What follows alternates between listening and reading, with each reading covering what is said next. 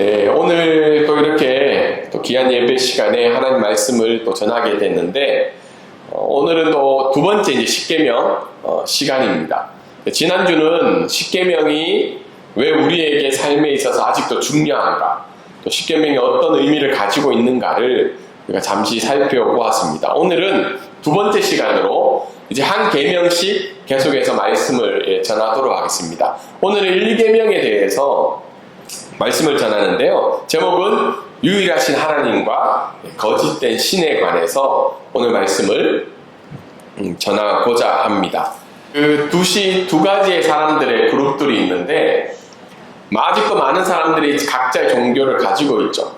근데 최근에 20-30년 전부터 전 세계적으로 나타나는 그룹들이 있습니다. 요즘은 종교를 체크할 때 불교, 기독교, 힌두교, 이슬람도 있지만 이 두 그룹을 체크하는 종교란도 있습니다. 특별히 아데이스트라고 하는 이 불무신론자들도 자신의 이제 종교 의사를 표현하는 란이 있는 그만큼 이 두 그룹들이 이제 굉장히 많이 나타나고 있죠. 불가지론자들이 주장하는 건 뭘까요? 이 세상에 신적 존재를 알 수가 없다는 겁니다. 우리가 이 세상을 살고 있지만 많은 사람들이 정말 믿고 있는 그 신의 존재를 어떻게 해요? 우리가 알 수 있는 방법이 없다는 거예요. 참된 진리도 알 수 없기 때문에 우리가 여기에 많은 의미를 둘 필요가 없다고 얘기하는 그룹이 바로 불가지론주의자들입니다. 그와 반면에 무신론자들은 어떤 이야기를 할까요? 신이 없다는 거죠. 신의 존재를 알 수 없고, 두 번째는 어떻게 해요? 그래서 우리는 종교가 필요하지 않다라고 이야기하는 그룹이 바로 무신론자입니다. 그래서 한국 사회도 보면 이 무신론과 불가지론자들의 비율이 40% 정도가 넘어가고 있어요. 50% 정도는 종교를 가지고 있지만 많은 숫자들이 어떻게 해요? 종교에 대해서 부정하고 신의 존재에 대해서 믿지 않는 사람들이 늘어가고 있다는 겁니다. 동일하게 이 태국도 사실은 80% 이상이 불교인이라고 자기의 존재를 이야기하고 있죠. 90%가 가까이 됐죠. 근데 어떤가요? 실제적으로 그들의 삶들 가운데는 무신론자들이 이 태국 사회도 점점 늘어나고 있는 것을 우리가 발견할 수 있습니다. 그와 반면에 우리가 살아가고 있는 이 사회와 특별히 이제 교회 안에 신앙을 가진 사람들 가운데는 아직도 여전히 신적 존재를 믿고 있는 어들이 있다는 겁니다.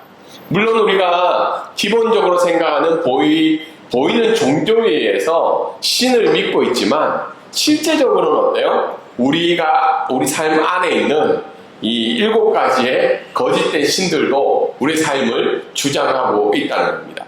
마크 크리치라는 목사님이요, 현대의 7가지 거짓 신들, 특별히 교회 안에 있는 7가지 거짓 신들에 대해서 이야기를 한 내용들을 봤는데요. 잠깐 설명을 드리면, 첫 번째, 이 세상 가운데 지금 있는 거짓된 신들 중에 첫 번째는 인본주의라는 겁니다. 인본주의라는 말은 뭐예요? 사람이 중심이 된다는 말이죠. 그와 반대되는 말은 뭘까요? 신본주의라고 이야기하죠. 신이 기본이 되고 중요한 본질이라는 거죠. 인본주의는 모든 인간의 삶의 접근 방식은 어때요? 인간이 중심이라는 거예요. 인간이 중심. 그러니까 하나님의 말씀이나 아니면 신의 주권과 능력을 부정하면서 인간이 중심이기 때문에 인간이 이해하고 인간이 좋아하고 생각하는 것들이 어떻게 해요? 중심이 되는 삶의 원리라는 거죠. 두 번째는 뭘까요? 역사주의라는 거죠. 역사주의는 역사에 뚜렷한 방향이 있어서 특별한 패턴과 논리에 의해서 사건이 전개된다는 방식이에요. 다르게 얘기해서 역사 가운데 무슨 일이 있었나요? 막스주의라고 공산주의 개념들이 들어오면서 이런 것들이 어떻게 해요? 특정한 패턴과 논리에 의해서 생긴다는 거죠. 두 번째, 요즘에 많이 일어나는 게 뭔가요? 성소수자 인권운동이 역사주의에 의해서 생겨난다는 겁니다. 그래서 이런 역사의 특정한 패턴들이 사건에 따라서 전개되는 것이 있다고 믿는 거예요. 그래서 이런 것들이 역사의 하나의 부분이기 때문에 우리는 이것을 따라가야 된다고 믿는 믿음이 바로 거짓된 신이라는 거죠. 세 번째는 뭘까요? 진보과학이라는 거죠. 우리가 인류의 개연에 대해서 진화론에 대해서는 굉장히 많이 받아들이고 있죠. 그리고 과학주의라는 이름으로 과학으로 해석이 되지 않고 증명이 되지 않는 것들은 받아들일 수 없다는 그런 믿음을 가지고 살아가고 있습니다. 네 번째는 어떤 신이 있을까요? 이렇게 강력한 신이죠. 맘몬이라는 신이죠. 맘몬은 뭘까요? 부와 재정적 성공을 강조하는 신이죠. 근데 이 맘몬주의가 교회 안에도 있다는 거예요. 교회 안에도 번영복음이라는 이 제목으로 가지고 어떻게 해요? 모든 신자는 하나님 앞에 예배하며 찬양할 때 하나님을 기쁘시게 하는 삶을 살기 위한 것이 아니라 뭐죠? 자신이 기대하는 성공과 육체적인 행복을 누리기 위해서 어떻게 해요? 교회에 온다는 거예요. 자기가 좀 더 성공하고 자기가 좀 더 어떻게 해요? 재정적인 부를 이루기 위해서 기독교를 택하는 믿음을 가지고 있다는 겁니다. 다섯 번째는 뭘까요? 국가죠, 국가. 요즘은 이 사실을 좀 더 명확하게 알 수 있을 것 같아요. 물론 예전에 세계대전이 일어났을 때도 이 국가주의가 굉장히 많았지만 현재 어떻게 해요? 국가는 모든 삶 속에서 구체적이고 만연한 존재라는 거예요. 그래서 지금 전쟁이 일어나고 있잖아요. 이 국가라는 거짓된 신이 어떻게 해요? 이 전쟁 가운데 명령하고 있다는 겁니다.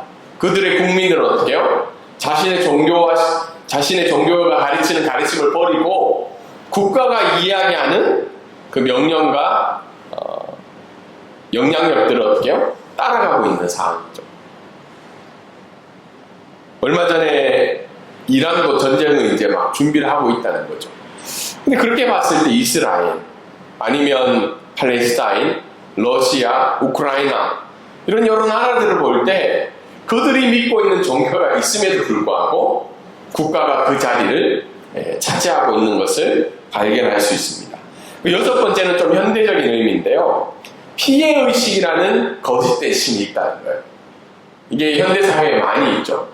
결국은 내가 중요하기 때문에 어떻게 해요? 내가 받고 있는 이 피해의식이 내 삶의 모든 것들을 이끌어 가고 있다는 겁니다. 그래서 내가 피해의식을 가지고 있는 나 자신이 어떻게 해요?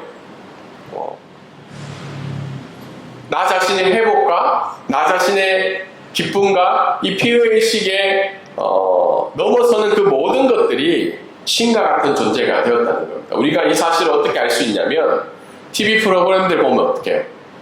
상담과 치유와 이런 것들이 굉장히 만연해 있죠. 왜 그러냐면 내가 받은 이 피해의식이 나의 삶을 이끌어가는 하나의 모티브가 되어가고 있다는 겁니다. 일곱 번째는 뭐죠? 검증인데 이게 한국말로 번역이 돼서 좀 그렇지만 검증은 뭘까요? 타인의 승인과 인정과 긍정을 추구하는 삶을 살고 있다는 거예요. 그래서 요즘 많이 새로 생긴 단어가 뭐냐면 인플루언서라는 단어였죠. 다른 사람이 어떻게 해요? 승인과 인정과 추구하는 삶을 내가 보여주는 거죠. 그래서 인플루언서라는 새로운 직업이 우리 사회 가운데 발생이 되었습니다. 그만큼 다른 사람들로부터 오는 이 승인과 인정과 긍정을 추구하는 그런 삶들을 이 시대는 살아가고 있다는 겁니다. 그래서 이런 상황 속에서 오늘 하나님이 우리에게 이야기하신 나 이외에 다른 신을 두지 말라는 이 1계명은 굉장히 우리에게 도전적이고 어쩌면 우리에게 무거움을 던져주는 상황이라는 겁니다. 또한 10계명 중 1계명은 전체적인 방향을 의미하고 있어요. 왜 그러냐면 1계명에서 하나님과의 바른 관계를 우리가 맺어지게 된다면 나머지 2계명부터 10계명까지는 어떻게 해요? 바른 이해를 가지며 하나님이 기뻐하시는 순종을 가질 수 있다는 겁니다. 1계명에 대해서 우리가 바른 이해와 믿음의 고백이 없다면 2계명부터 10계명까지는 어떻게 해요? 우리가 순종할 수 없다는 거죠. 1계명의 핵심적인 건 뭐냐면 너는 나 이외에 다른 신을 두지 말라는 말은 하나님의 하나님 되심을 인정하라는 거예요. 하나님이 정말 너의 하나님임을 믿고 고백하라는 제1계명이 바로 이 10계명의 모든 것에 시작되는 부분이라고 오늘 말씀은 이야기를 하고 있습니다. 첫 번째, 오늘 이 말씀을 통해서 우리가 알 수 있는 것은 우리 한 목소리 한번 읽어볼까요? 시작. 우리의 모든 삶은 하나님 앞에서 사는 삶입니다. 네. 3절에 보면 너는 나 이외에 다른 신들을 두지 말라라는 하나님의 말씀이 있죠. 지난주에도 이야기했듯이 10계명은 어떤 가족이나 어떤 공동체와의 약속뿐만 아니라 실제적으로는 뭘까요? 하나님과 이 개개인의 신자와의 언약이라는 거예요. 나와 너라는 표현을 통해서. 그래서 10계명은 하나님이 어때요? 나 자신과 맺고 싶은 언약이라는 거예요. 또한 그 언약에 따라서 어떻게 해요? 개인적으로 이 하나님의 말씀에 대한 책임을 지라고 명령하시는 말씀입니다. 여기에 중요한 단어가 바로 나 이외라는 단어입니다. 나 이외. 나 이외라는 뭘까요? 나 말고 다른 사람이 좀 있다는 의미도 있죠. 한국말을 해석하면. 그런데 이 말은 다른 모든 신들 중에서 나를 택해라는 말이 아니라 영어에 보면 before me라는 표현이 있어요. before me. 그게 뭐죠? 나의 앞에서, 나의 면전에서, 그리고 나보다 우선해서 다른 것들을 택하지 말라는 거예요. 그러니까 다른 신들에 대한 여러 가지 조건과 가치와 능력이 비슷한 상황에서 나를 택해라는 말이 아니라 너희가 신으로 믿고 있는 거짓된 신들 속에서 어떻게 해요? 나 앞에서, 나의 면전에서 나를 하나님 되심을 인정하라는 거죠. 그래서 이 뜻은 우리가 언제 어디서라도 어떻게 해요? 하나님을 하나님 되시게 하는 것을 고백하는 삶을 살아라는 거예요. 이 세상에는 너희가 생각하는 거짓된 신들이 참 많지만 너희가 우상으로 생각하는 그런 모든 신들이 있지만 그것은 거짓된 신이고 참되신 그 하나님을 하나님 되게 하시는 삶을 살아라는 의미로 우리가 오늘 말씀을 이해할 수 있습니다. 그래서 제1계명의 기초는 하나님을 향한 사랑이라는 거예요. 마음을 다하고 목숨을 다해서 힘을 다해서 하나님을 사랑하는 것이 기반이 되지 않으면 1계명을 지킬 수가 없다는 거예요. 오늘 이야기한 것처럼 거짓된 신들은 무엇에 기초한 걸까요? 대부분 다 인간의 욕망과 쾌락과 사랑에 근거한 거짓된 신들입니다. 그렇기 때문에 우리가 하나님을 사랑하는 마음이 1계명 가운데 어때요? 있지 않으면 1계명을 지킬 수가 없다는 겁니다.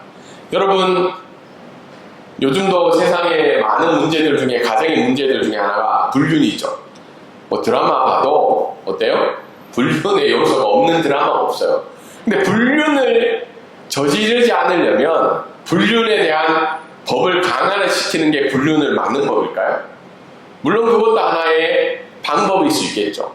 근데 불륜을 막는 최고의 방법은 뭐예요? 아내와 남편이 서로 사랑하는 거예요. 더 많이 사랑하고 우선적으로 사랑하고 최고로 사랑하면 불륜의 문제는 자연스럽게 어떻게 돼요? 사라질 수 있다는 겁니다.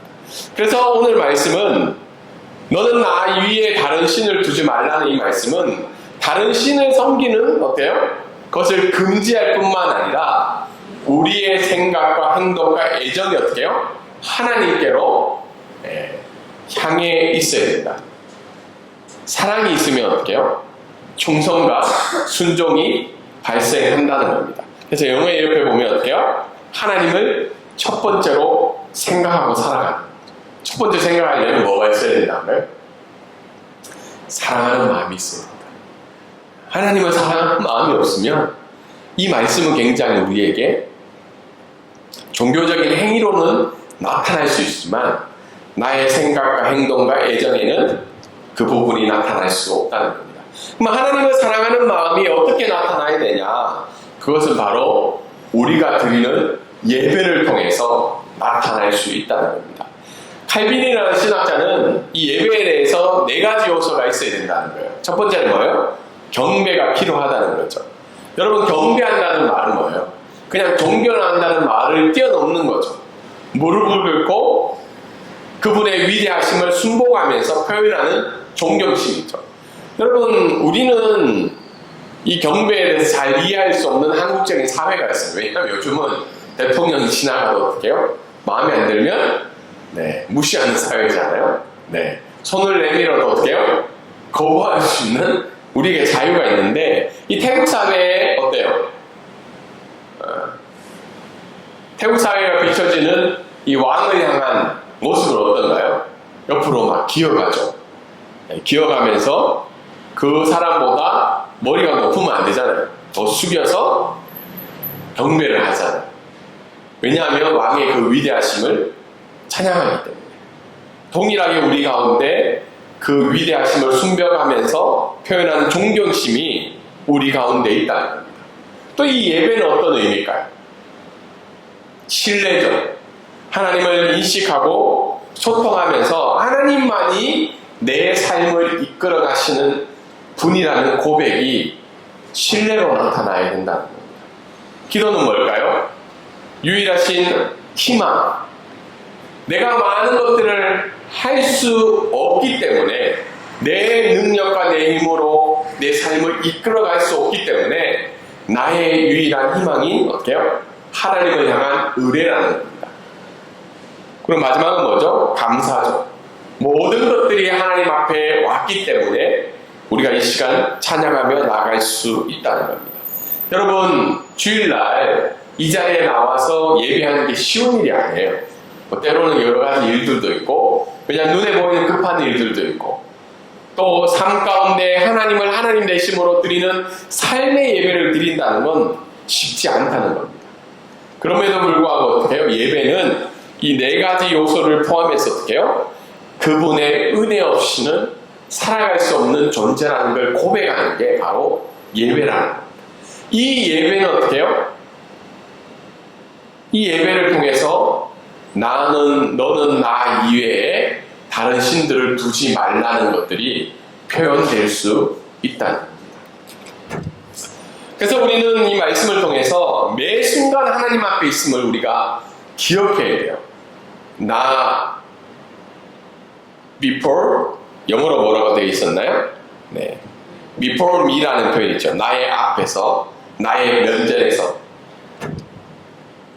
내 모든 삶들이 하나님 앞에서 하나님 면전에서 이루어진다는 걸 우리가 기억해야 된다는 거예요. 그래서 사랑하는 마음을 포함한 하나님을 두려워하는 마음을 가져야 돼요.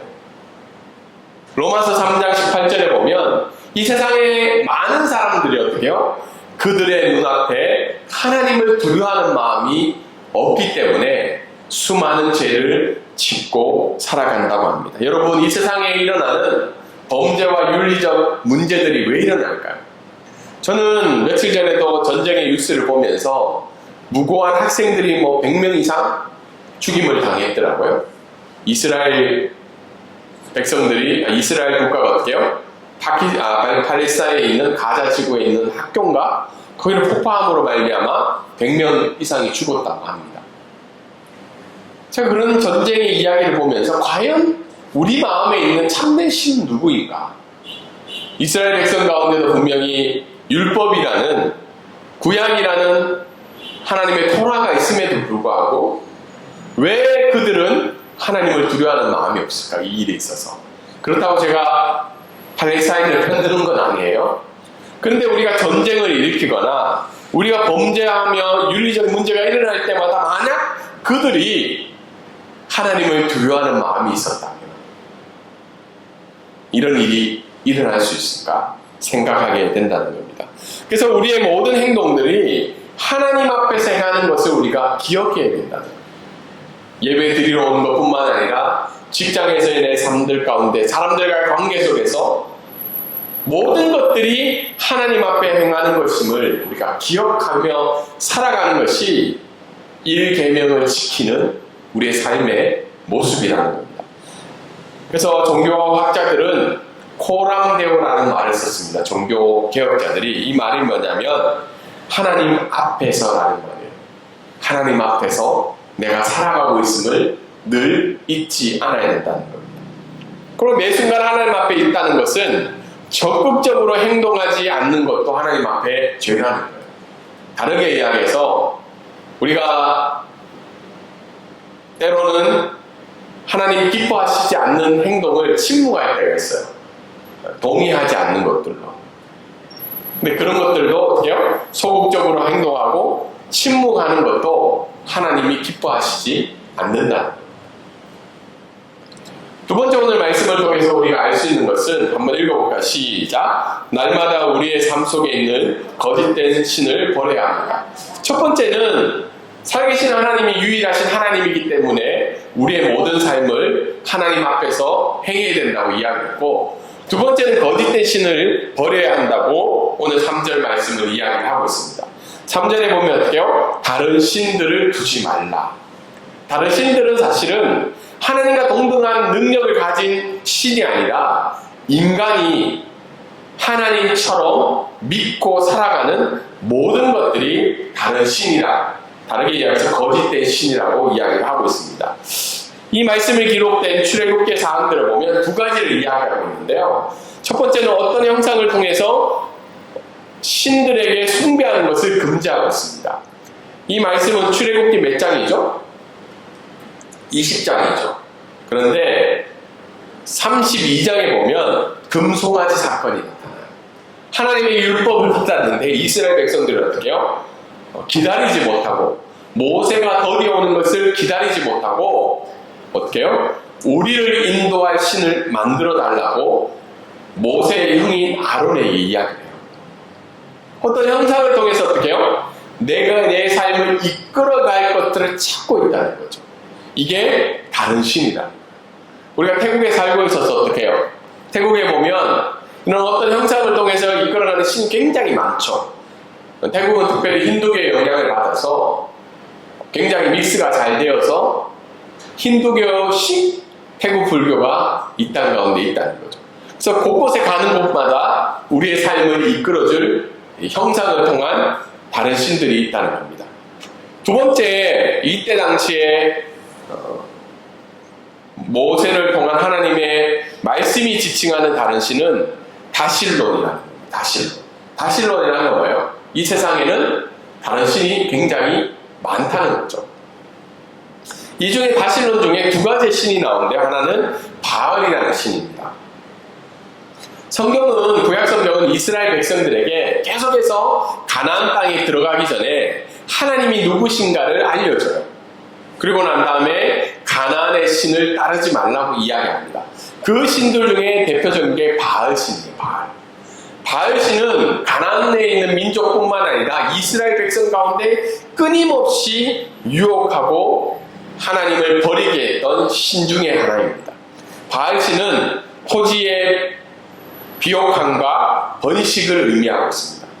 여러분, 말씀에 보면 이스라엘 백성이 가나안 땅에 들어가기 전에 12정탐꾼을 보내죠. 그 12정탐꾼이 돌아오고 난 다음에 무엇이라고 이야기했나요? 가나안 땅은 어떤 땅이라고 그래요? 비옥한 땅이라고 해요. 적과 꿀이 흐르는 아주 비옥한 땅, 먹고 살기 좋은 땅이라고 이야기합니다. 그래서 이스라엘 백성이 생각했을 때 왜 그 땅은 먹고 살기 좋은 땅이냐? 바로 바알신을 숭배했기 때문이라는 생각을 가지게 됩니다. 그런데 이스라엘 백성은 하나님의 백성이지만 어떤 길을 돌았어요? 가나안에 들어가기 전에 40년 동안 광야, 메마르고 먹을 게 없고 살기 힘든 그 광야 생활을 했기 때문에 삶의 안정적이고 풍요로운 삶을 기대했다는 겁니다. 그래서 가나안 땅에 들어가기 전에 하나님은 모세의 율법을 통해서 너희 하나님이 누구신지를 분명히 고백하며 너희 하나님을 믿고 따라가라고 이 말씀을 전해준 겁니다. 두 번째는 아스타롯이라는 신이죠. 아세라라고도 불려지는데요. 이 아스타롯은 바알의 부인이에요. 이 신이 부부지간인데 여기 마지막 이 보면 신의 모습이 나오고 있죠. 이 신이 다산과 쾌락과 풍요를 지칭하는 신입니다. 그래서 이 신전 앞에서 어떻게 해요? 이 신을 섬기는 여성들이 무도들이 어떻게 해요? 성적인 범죄를 저지르면서 약해 타산과 쾌락을 추구하고 있죠. 근데 이런 신의 아세라라 같은 신의 형상들은 인도 신들 가운데도 있고 그리스 로마 신화 가운데도 나타납니다. 다이아나는 그 신이 바로 이 아세라 신이랑 비슷한 형태죠. 아무튼 이런 다른 신들, 너희의 참된 행복을 줄 것 같고 너희의 삶을 이끌어갈 수 있는 그런 거짓된 신들을 어떻게 해요? 버려라는 겁니다. 버려라. 그럼 오늘날 우리는 사실 아세라 신도 믿지 않고 우리가 우상을 숭배하며 살아가고 있지 않는 것 같아요. 맞죠? 우리가 뭐 어디 형상 앞에서 절하고 하지 않지만, 그럼 이 시대에 다른 신, 거짓된 신은 과연 무엇인가? 무엇이라고 이야기할까요? 무슨 일에서나 하나님보다 더 신뢰하는 것이 있다면 그것이 바로 다른 신, 거짓 신이라는 겁니다. 제가 쭉 적어보니까 사람을 더 신뢰하는 거예요. 여러분, 하나님의 말씀을 우리가 믿고 살아가지만 때로는 권력이나 재정이나 우리 눈에 보이는 것들을 많이 가지고 있는 사람을 더 신뢰하는 것이 다른 신을 믿는 거라고 이야기해요. 여기에는 누가 포함이 되어 있을까요? 가족도 포함이 되어 있고요. 부모와 자녀도 포함이 되어 있다는 겁니다. 그리고 돈, 물질적인 것들을 더 추구하며 살아가고 있죠. 사실 우리가 돈의 영향력을 부정하며 살아갈 수 없는 상황에 있지만 어쩌면 인간의 모든 삶의 동기의 원인은 돈이라는 거죠. 돈. 그리고 음식과 육체적인 쾌락도 거짓된 신입니다. 여러분, 어떤 사람은 돈을 왜 봅니까? 물으면 어떻게 해요? 이 자기의 육체적인 쾌락을 만족시키기 위한 거죠. 맛있는 거 먹고 좋은 데 여행 가고 자기의 즐거움을 해결하기 위해서 삶을 살아간다는 겁니다. 이것 또한 우리에게 거짓된 신이 될 수 있다는 겁니다.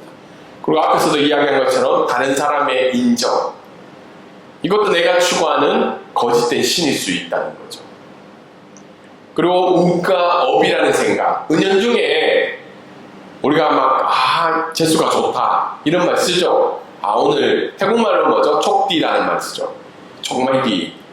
근데 사실은 우리의 삶이 누구의 주권과 계획 아래 있는 삶이에요. 하나님의 주권과 계획 안에 있다면 하나님이 허용하시지 않는 것들은 없다는 거죠. 때로는 그것이 내 삶에 이해가 되지 않는다 할지라도 아마 운수대통, 때로는 어떻게 연초에 어려움이 생기면 뭐라고 얘기하나요? 액땜했다 그러죠. 한해 액땜했다. 아니면 네 어퍼다. 네 전생에 어퍼다. 그래서 뭐 잘생긴 사람 미녀랑 결혼하면 어때요? 너는 전생에 나라를 구한 사람이다. 때로는 어때요? 지금 뭐 어렵고 힘들면 네가 전생에 좀 잘못했는가 봐. 이런 운과 업이라는 생각에 사로잡혀 살아가는 것도 거짓된 신을 따라가는 거죠. 그래서 다른 신은 우리 눈에 보이는 형상뿐만 아니라 내가 하나님보다 더 신뢰하는 그것이 있다면 그것이 바로 우리에게서 거짓된 신이라는 거죠. 그리고 우리가 더 앞에 말씀을 더 적용해 보면 무신론도 거짓된 신이라는 거예요. 왜 그러냐면 무신론은 뭐죠? 신은 없다는 거죠. 모든 종교를 믿을 수 없다는 거죠. 왜냐하면 나 자신의 생각이 더 높고 우선적이고 더 가치 있는 생각이라는 게 무신론자들의 마음들이죠. 그래서 현대사회의 가장 지독한 우상은 누구라는 거예요? 나 자신이라는 우상이라는 거예요. 우리가 교회에 와서 신앙생활하고 나아가지만 내 생각과 기분과 기준이 불편함을 느끼면 언제든지 하나님이 주신 말씀을 버릴 수 있는 게 우리의 상황이라는 거예요. 그래서 성경은 우리에게 말씀하는 것이 나 자신의 생각과 기분과 감정에 따라서 너의 삶을 이끌어가는 것이 아니라 하나님이 너에게 주신 사명과 소명대로 살아가는 것이 하나님이 기뻐하는 삶이라고 이야기하고 있죠. 그런 의미에서 내 생각을 더 높은 우선순위에 두는 무신론도 거짓된 신 중에 하나라고 말할 수 있습니다. 그렇기 때문에 우리 생각 안에 있는 세속적인 인본주의를 날마다 버리는 훈련을 해야 돼요. 다르게 얘기해서 내 삶 가운데 있는 다른 신, 거짓된 신들을 어떻게요? 날마다 버리는 훈련을 하지 않으면 우리가 하나님이 기뻐하시는 이 1계명을 지킬 수가 없다는 겁니다. 인간의 생각과 의식을 의지하여서 다른 어떤 것에도 의지하지 않고 하나님만이 내 삶에 이끌어가는 주인이라는 것을 고백하지 않는다면 우리가 1계명을 지키며 살아가고 있지 않다는 겁니다. 오늘 우리 자녀들이 오지 않았잖아요. 저도 이제 미래에 대해서 생각할 때가 많아요. 앞으로 5년 뒤에 10년 뒤에 어떻게 살아가야 되지? 또 우리 자녀들이 자라서 어떻게 살아가야 되지 생각들을 할 때가 많아요. 한 번씩 찾아오는 게 좀 불안해요. 불안, 염려. 왜냐하면 5년 뒤 10년 뒤에 내가 이 세 자녀의 삶을 보장해 줄 수 있을까? 또 지금 어떻게 해요? 5년 동안 학업을 더 열심히 시켜서 공부를 더 잘 시켜서 대학이라는 인생의 중요한 기준을 만들어줘야 되지 않을까? 근데 그럴 때마다 찾아오는 불안과 염려가 있다는 거예요. 제 가운데는. 근데 그 반면에 나는 얼마나 내 자녀들에게 너희 인생을 책임져 주시고 하나님이 가장 기뻐하는 삶은 하나님 되심을 고백하는 삶이라는 것을 얼마나 내 삶을 통해서 보여주고 가르쳐 줬는가에 대한 삶을 또 뒤돌아보게 된다는 겁니다. 어쩌면 우리의 자녀들이 저와 아내의 삶을 보면서 하나님이 정말 우리 엄마 아빠의 삶을 이끌어가고 있는 것 같지 않아.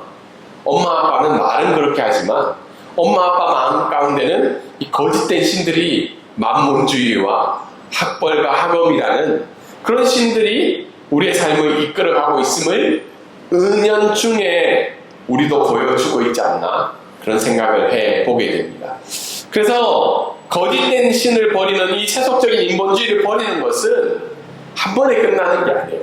예수님을 믿고 제자 훈련 마쳤다고 끝나는 게 아니라 매일매일의 삶들 가운데 우리에게 침투하는 이런 삶의 거짓된 신들을 우리가 날마다 버리지 않는다면 우리가 1계명 나 앞에서 나의 면전에서 하나님이 하나님 되심을 보여주는 그 삶을 살아갈 수가 없다는 겁니다.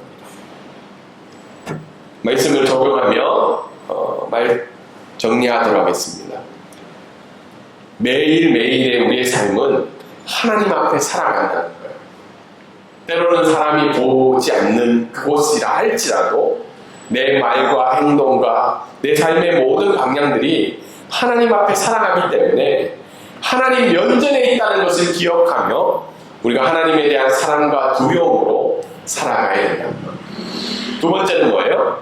우리 삶에 있는 거짓된 신, 지금 내 삶을 이끌어가고 있는 그 거짓된 신이 무엇인지를 발견하고 그것을 버리고 더불어서 어떻게 해요? 하나님만이 내 삶을 이끌어 가시는 참된 주인이라는 그 하나님 되게 하시는 그 삶을 살아가는 또 그 삶을 살아가기에 기뻐하며 고백하는 저와 여러분이 되기를 주님의 이름으로 소망합니다. 아멘.